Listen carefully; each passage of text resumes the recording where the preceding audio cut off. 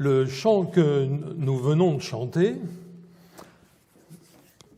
a été composé, en tout cas ces paroles ont été composées par une certaine Claire-Lise de Benoît. Alors Claire-Lise de Benoît était une femme célibataire qui est née aux Indes le 28 août 1917. Son père y était médecin et missionnaire. Elle était l'aînée de 7 enfants. Elle est décédée il n'y a pas très longtemps, en fait, à l'âge de 92 ans, le 15 novembre 2008.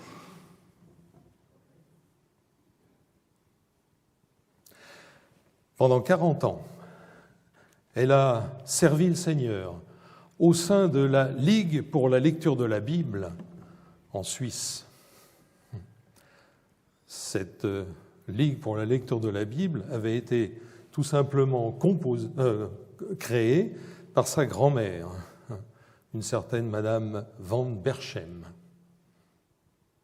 Et elle a été diplômée de l'Institut biblique d'Emmaüs, qu'on connaît, qui est à Vevey, près de Lausanne. Et figurez-vous que cet institut biblique a été fondé par son père. Elle s'est beaucoup intéressée à l'étude de la parole de Dieu. Elle a écrit plusieurs livres de commentaires. Elle s'est surtout intéressée aux enfants. Et puis elle a été l'auteur de plusieurs chants, dont celui que nous venons de massacrer. Chanter. Bon. Voilà. Ô grâce merveilleuse. Alors je suis sûr que quand cette dame, que je crois avoir rencontrée une fois, a composé ce chant, elle avait dans sa mémoire, dans ses pensées, ces textes extraordinaires qui parcourent toute la Bible, depuis la Genèse jusqu'à l'Apocalypse, et qui parlent de la grâce de Dieu. Mais peut-être plus particulièrement un texte ou une épître que nous connaissons bien, à laquelle je ferai une toute petite allusion un peu plus tard, l'épître de Paul aux Éphésiens, que personnellement j'appelle l'épître de la grâce.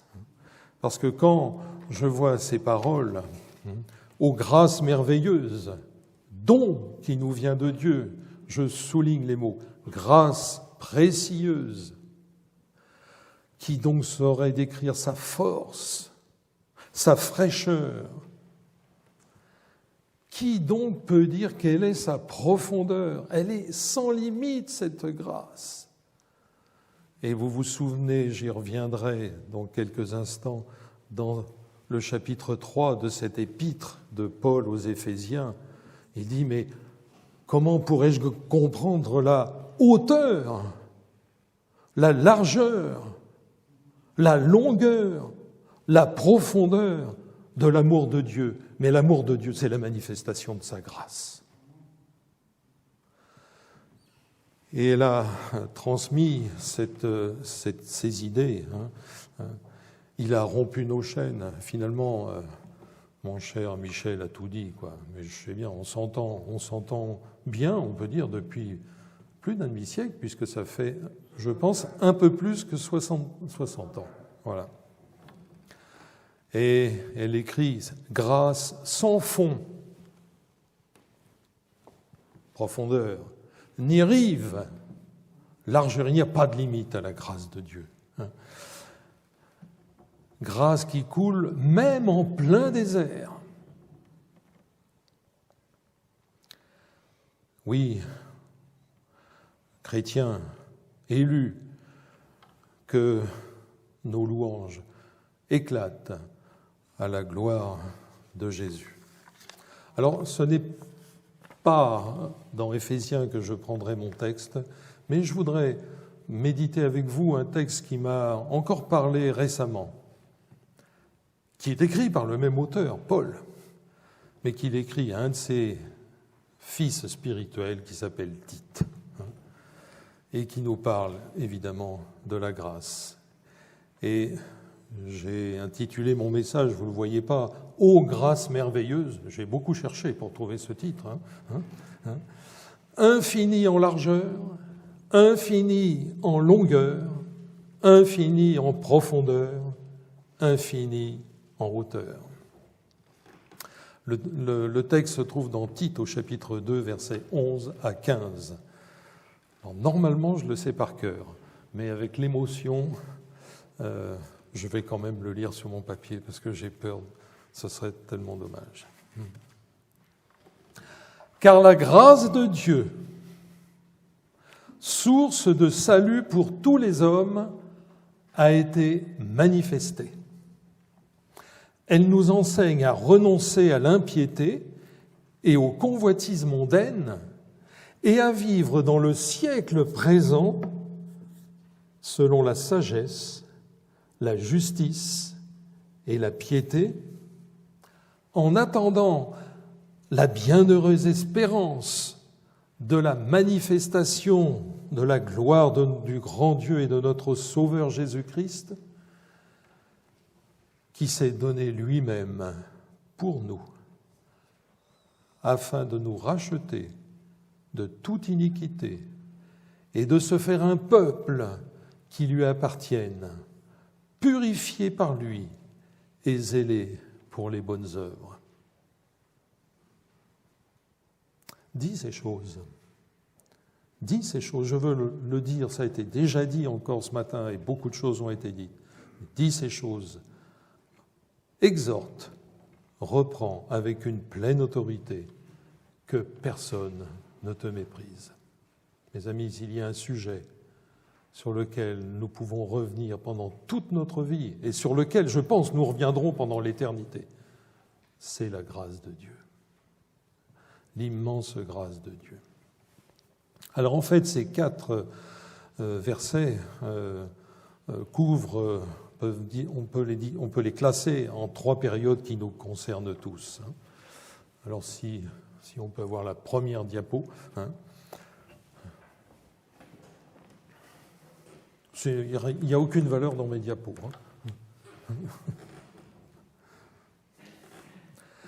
La première période, c'est le passé. On va voir que... Voilà. Dans Tite... chapitre 2, versets 11 et 14, on parle plutôt du passé.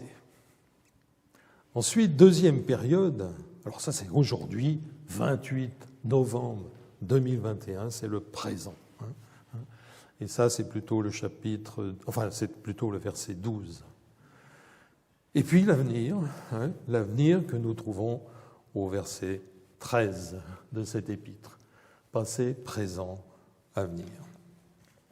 Alors, je voudrais partager quelques réflexions et je peux vous dire que, bien que je peux vous dire que ce n'est pas la première fois que je lis ce texte, j'ai été beaucoup bouleversé par ces quelques versets. Le passé ou l'accompli, il y a de l'accompli. Car la grâce de Dieu, source de salut pour tous les hommes, a été manifestée. Alors le petit mot « car », parce que tous les mots sont importants dans ce texte, le petit mot « car » inscrit notre passage dans le contexte. Alors le contexte, je vous encourage vivement à lire le chapitre et demi qui précède, mais je vais peut-être juste... lire le tout début de la lettre, titre au chapitre 1, Tite, Philémon, Hébreux. C'est juste avant Hébreux, voilà. Voilà. Paul, serviteur de Dieu et apôtre de Jésus-Christ pour la foi des élus de Dieu et la connaissance de la vérité qui est selon la piété, lesquels reposent sur l'espérance de la vie éternelle promise dès les plus anciens temps par le Dieu qui ne ment jamais et qui a manifesté sa parole en son temps par la prédication qui m'a été confiée d'après l'ordre de Dieu notre Sauveur, à Tite, mon enfant légitime en notre commune foi, que la grâce et la paix te soient données de la part de Dieu, le Père, et de Jésus-Christ, notre Sauveur. On pourrait passer pas mal de temps rien que sur ces versets. Tite est donc l'un des enfants spirituels de Paul. Il est d'origine grecque. Et d'ailleurs, il est intéressant de constater que Paul s'entourait de personnes d'origine très variée. Il avait ce ministère d'annoncer la bonne nouvelle, bien sûr, en premier lieu à ceux de la maison d'Israël, les enfants d'Israël, mais au monde entier, car ce salut atteint le monde entier, je vais y revenir. Paul va donner des conseils à Tite afin que les chrétiens de l'Église, les jeunes,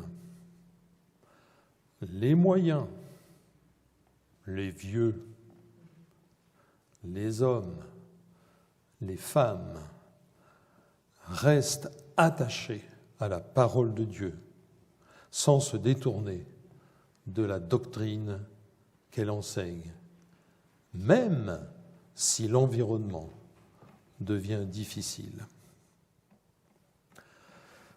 La deuxième expression que je relève, c'est la grâce de Dieu. Car la grâce de Dieu. Je pourrais m'arrêter là.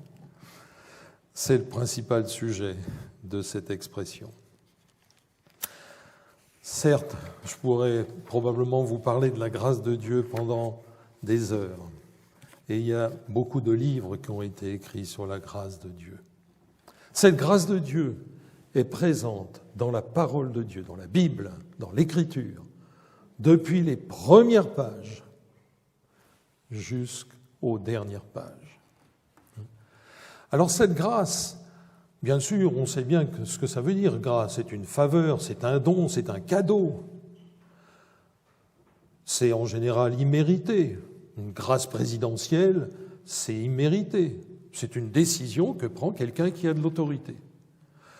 Mais, chers frères et sœurs, la grâce de Dieu est infiniment plus grande que celle-là. Pourquoi ?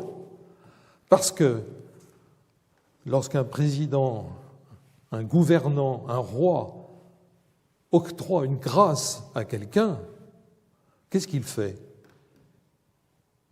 Il déchire l'acte, il passe un coup d'éponge, et puis c'est tout.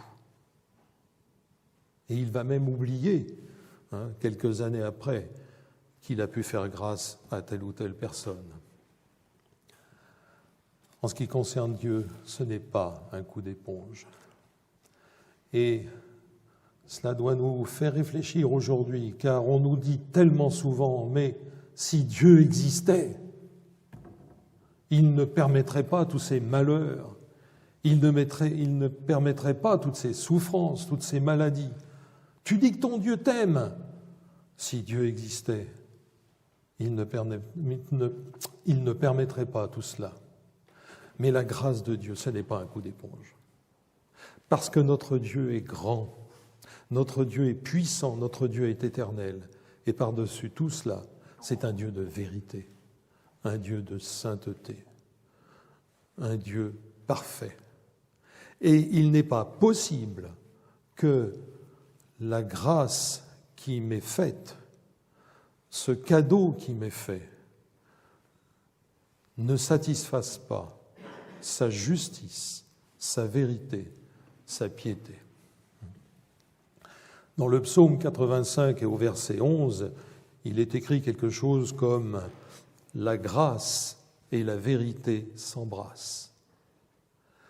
Dieu, dans sa perfection, devait satisfaire, certes, son amour immense, son amour infini, en faisant grâce, en me faisant grâce, en te faisant grâce, mais devait aussi satisfaire sa vérité, sa justice, sa sainteté.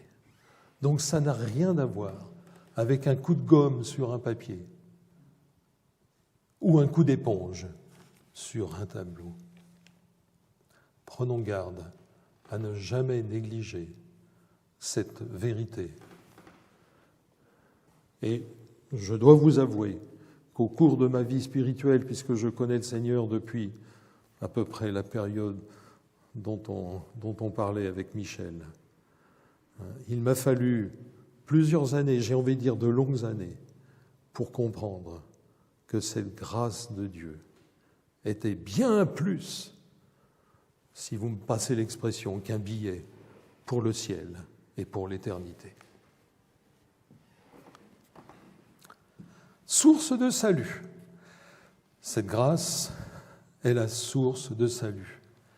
C'est une source pure, comme l'eau que Jésus propose à la femme samaritaine et dont elle n'aura plus besoin de venir puiser à nouveau. Jean chapitre 4.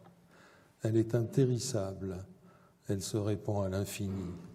Et elle répond à un besoin absolument fondamental de l'homme, à savoir de retrouver la communion avec son Créateur. Voilà le salut qui nous est proposé aujourd'hui. Et l'apôtre, dans ce verset 11, nous dit que la grâce a été manifestée.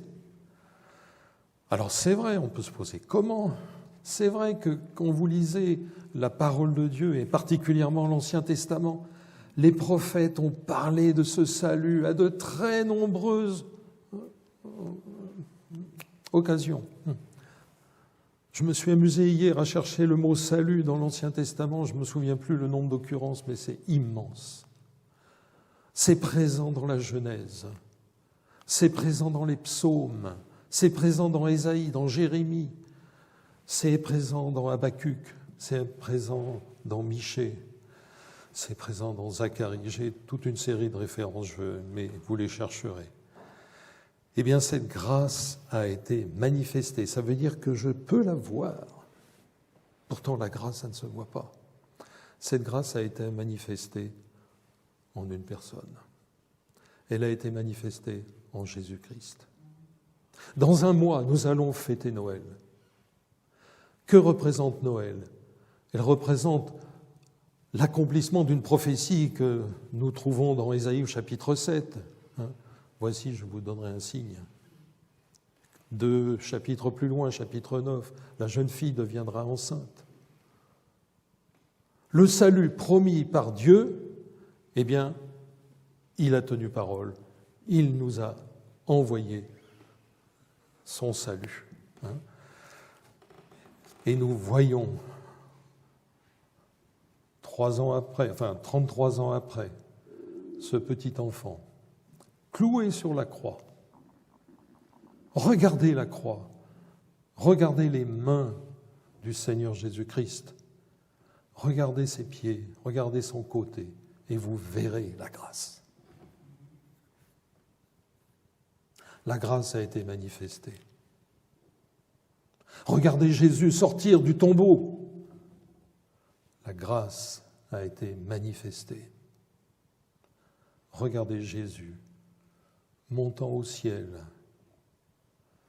et disant à ses disciples, je serai avec vous tous les jours jusqu'à la fin du monde. Regardez Jésus monter au ciel. Cette grâce a été effectivement manifestée. Cette parole a habité parmi nous, pleine de grâce et de vérité, et nous avons contemplé sa gloire, une gloire comme la gloire du Fils unique venu du Père. Oui, la gloire a été personnifiée en Jésus-Christ, le Fils unique de Dieu. Oui, la loi a été donnée par Moïse, mais la grâce et la vérité sont venues par Jésus-Christ. Je termine en disant que quand je lis ce que dit Paul, par exemple, dans Philippiens, il s'est donné lui-même. Philippiens chapitre 2. Jésus-Christ s'est donné lui-même. Et là aussi, c'est quelque chose sur lequel je veux tout petit peu m'arrêter, une seconde, parce qu'il m'a fallu plusieurs années pour bien comprendre cela. Certes, Dieu a donné son Fils unique, afin que je sois sauvé. Mais Jésus s'est donné lui-même. Il n'a pas été crucifié par les hommes. Il a donné volontairement sa vie pour moi. Je vous ai déjà cité mon verset préféré qui est dans Romains chapitre 5 au verset 8. Dieu prouve son amour envers moi, je le personnifie, en ce que lorsque j'étais pécheur, Christ est mort pour moi. Alors, chers frères, chères sœurs, peut-être vous qui avez connu Jésus-Christ, peut-être aujourd'hui, dans cette période dans laquelle nous vivons, surtout n'oublions jamais le prix de cette grâce immense que Dieu nous a faite en son Fils Jésus-Christ. Oui, il a été manifesté. Cette grâce a été manifestée en Jésus. Au moment où vous allez fêter Noël, regardez Jésus, plus que le sapin. Et puis dans 4 mois, lorsque nous fêterons Pâques, plus que les chocolats, regardez Jésus. Quand nous parlerons de l'ascension, regardez Jésus. Regardez Jésus, cette grâce manifestée. Et qui est concerné par cette grâce? Eh bien, c'est aussi dit dans notre verset 11. Tous les hommes. Alors bien sûr, quand Paul écrit tous les hommes, c'est tous les humains. Mesdames, vous n'êtes certes pas exclus, au contraire. Tous les humains. Voilà. Il est absolument fondamental, et je veux le rappeler ici, que la volonté de Dieu, c'est que tous soient sauvés et parviennent à la connaissance de la vérité. Oui, il n'y a pas de distinction, de discrimination. Vous pouvez lire ça dans Romains 5, 18, dans Romains 11, 32, dans 1 Timothée 2, 4, dans 2 Pierre 3, 9, j'ai écrit, c'est tout. La volonté de Dieu. Et si Dieu n'est pas, si le Seigneur Jésus, aujourd'hui, 28 novembre, n'est pas encore rentré, c'est que, comme le dit Pierre, il use de patience envers nous, ne voulant qu'aucun périsse. Alors je voudrais dire solennellement, si quelqu'un ici n'a pas encore tendu ses mains vers cette grâce, s'il n'a pas accepté ce cadeau que Dieu nous offre en son Fils Jésus-Christ. 28 novembre, il est encore temps, la grâce est encore là. Et pour nous qui connaissons notre Sauveur, le Seigneur Jésus-Christ, ne négligeons jamais cette grâce immense qui nous a été faite. Voilà, diapo suivante qui va résumer en 3 mots ce que je vais dire, racheté par grâce, par Jésus.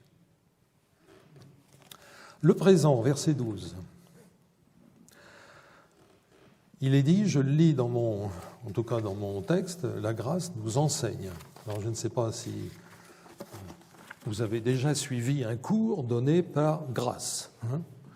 Alors c'est vrai qu'il y a des personnes qui s'appellent Grâce. Mais là je crois que la grâce nous enseigne. C'est tout simplement parce que, comme j'ai dit tout à l'heure, ça ne s'arrête pas là. Jésus nous enseigne.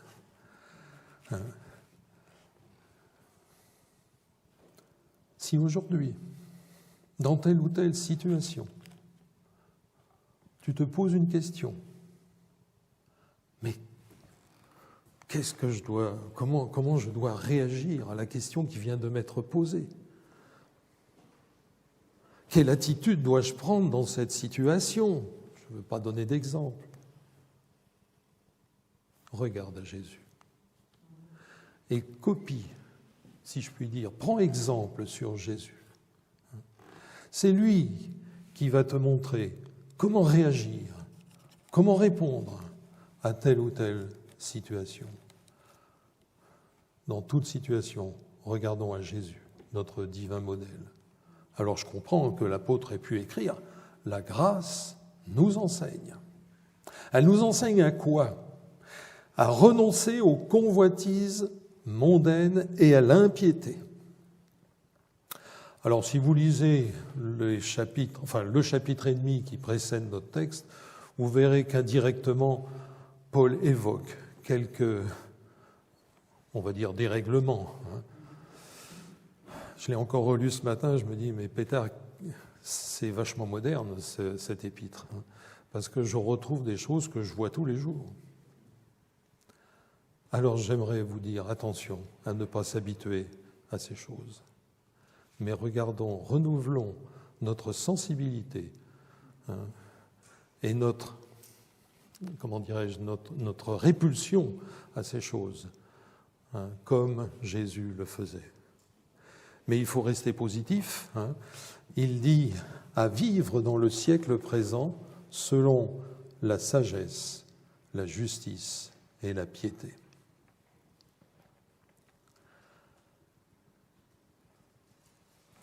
On retrouve l'expression siècle présent dans beaucoup d'écrits de l'apôtre Paul. Galates, Éphésiens, Tite, 1 Timothée, 2 Timothée. Ouais. Si Paul vivait aujourd'hui, je crois qu'il ne changerait pas d'expression. Le siècle présent. Paul invite les chrétiens de Crète, mais aussi ceux de Rome, à vivre dans le siècle présent sans se conformer au siècle présent. Par exemple, Romains 12, 2, qu'on connaît bien, ne vous conformez pas au siècle présent, mais soyez transformés par le renouvellement de l'intelligence, afin que vous discerniez quelle est la volonté de Dieu, ce qui est bon, agréable et parfait. En tant que membre du peuple élu, on en a parlé, nous sommes, comme le dit l'apôtre Pierre, comme des étrangers et voyageurs sur la terre. Donc c'est pas étonnant qu'on nous regarde bizarrement. Bizarre celui-là. Je sais pas pourquoi tous les matins, là, il prend sa voiture à 9h30, je sais pas où il va. Bizarre, ils sont bizarres. Il vit pas comme les autres du village, celui-là. Là. Et puis alors, ce qu'il raconte, c'est souvent un peu bizarre. Et d'ailleurs, on ne comprend pas. Ne nous inquiétons pas. L'apôtre parle de piété. J'ai un verset qui me parle de la piété. C'est le psaume 37, verset 4. « Fais de l'Éternel tes délices. » Je crois que c'est la meilleure définition que j'ai pu trouver de la piété. Est-ce que tu es heureux? Est-ce que tu es content quand tu es en présence de l'Éternel? Fais de l'Éternel tes délices, psaume 37, verset 4, et il te donnera ce que ton cœur désire. Sagesse, justice. Alors, justice, on pourrait dire aussi vérité. Mais je voudrais simplement dire que Paul, aux Corinthiens, au chapitre 1, verset 30, dit « Jésus a été fait pour moi, pour nous, sagesse, justice, sanctification et rédemption. » Mais le prophète Michée l'avait déjà dit avant lui, Michée 6,8, « On t'a fait connaître, ô homme, ce qui est bien, c'est que tu pratiques la justice, que tu aimes la miséricorde et que tu marches humblement avec ton Dieu. » Alors quand je considère ma vie, je me dis, Seigneur, combien il y a de progrès à faire. Je suis tellement loin de ressembler au Seigneur Jésus-Christ, mon Sauveur.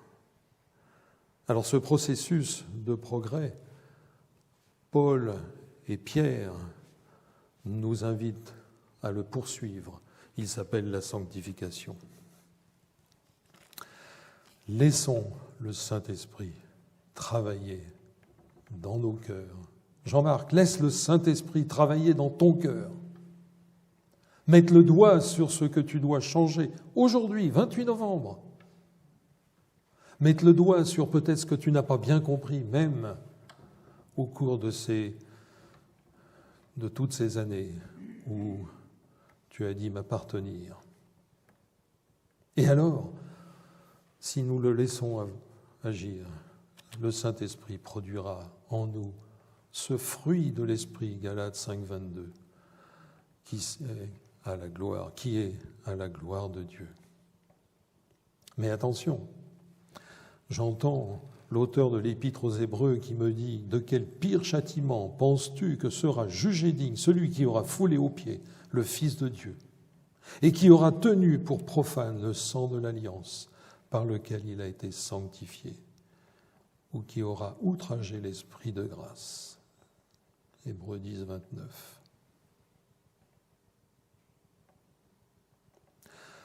Après la délivrance du péché, de notre nature de péché, de pécheur, nous avons besoin au quotidien de nous placer devant Dieu et de lui dire « Montre-moi ce qui aujourd'hui a pu faire de la peine au Seigneur Jésus, a pu faire de ta peine la peine. » Et chose extraordinaire, sa grâce est immense. Et pour les péchés que je risque de commettre aujourd'hui, ne serait-ce que dans mes pensées, mais qui ne sont pas cachés à Dieu, il est prêt à pardonner.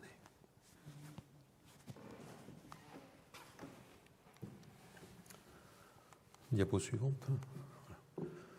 Alors mes amis, vivons aujourd'hui selon Jésus-Christ et avec sa grâce.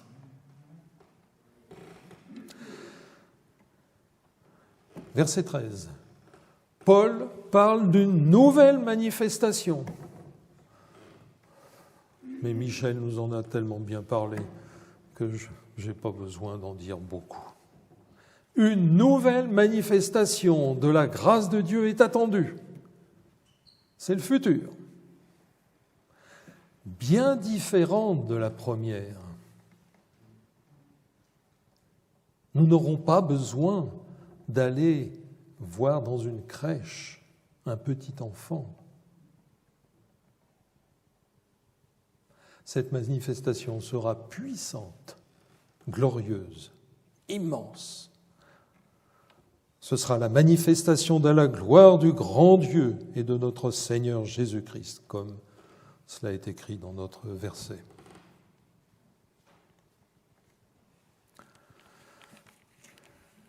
Alors, nous attendons cette dernière manifestation, où la grâce de Dieu et son immense amour et le salut dont il est question dans toute la parole de Dieu seront pleinement accomplis, si je puis dire. Et ils seront accomplis pour la vie éternelle. Dans 1 Pierre au chapitre 1, Pierre dit « Le salut prêt à être révélé dans les derniers temps. » Le salut parfait. Non pas que le salut n'existe pas aujourd'hui, nous l'avons par la foi, mais là il sera révélé de façon éclatante, grandiose, immense.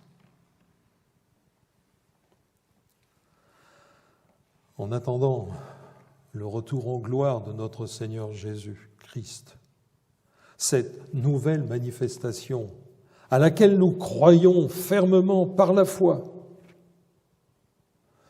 nous avons aujourd'hui une merveilleuse espérance.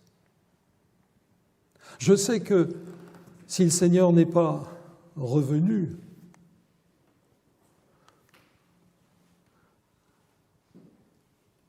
je meurs, mais quand le Seigneur reviendra, je ressusciterai avec lui. Ne me demandez pas comment, je ne comprends rien. Je sais que les deux personnes chères qui nous ont quittés dans notre famille récemment sont auprès du Seigneur.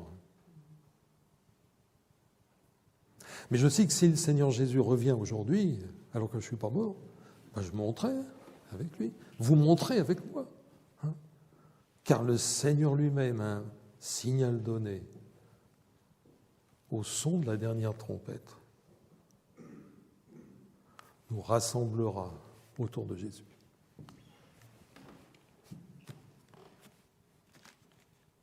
Ne me demandez pas comment, je ne sais pas, mais j'en suis persuadé. Et cela m'encourage. Mes amis, quelle manifestation extraordinaire de la grâce de Dieu. C'est incroyable. Alors en attendant, prenons garde, comme nous le recommandent à plusieurs reprises Paul et Pierre, à veiller à cette espérance glorieuse, à veiller sur notre cœur, à veiller sur nos pensées, sur notre foi, à garder comme une perle, comme un diamant précieux cette espérance que nous avons en notre Seigneur Jésus-Christ. Et comme le dit le Seigneur Jésus-Christ lui-même, veillez donc et priez en tout temps afin que vous ayez la force d'échapper à toutes ces choses qui arriveront et de paraître debout quand le Fils de l'homme apparaîtra. Luc 21, 36. Alors, en attendant la pleine manifestation de la gloire, de la grâce de Jésus. Voilà, mes amis, le programme, manifestation passée, programme pour aujourd'hui et l'attente précieuse. Alors, j'aimerais, pour terminer, puisque je vous ai dit que je citerai quand même un texte de Éphésiens au chapitre 3, c'est cette merveilleuse prière d'adoration que Paul donne au chapitre 3 et au verset 14.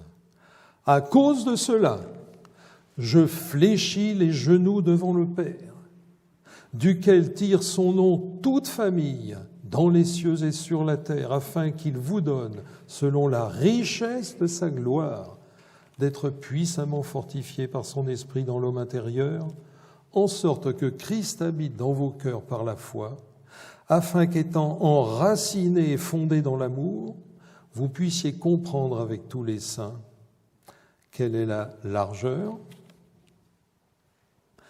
la longueur, la profondeur, la hauteur, et connaître l'amour de Christ qui surpasse toute connaissance, en sorte que vous soyez remplis jusqu'à toute la plénitude de Dieu.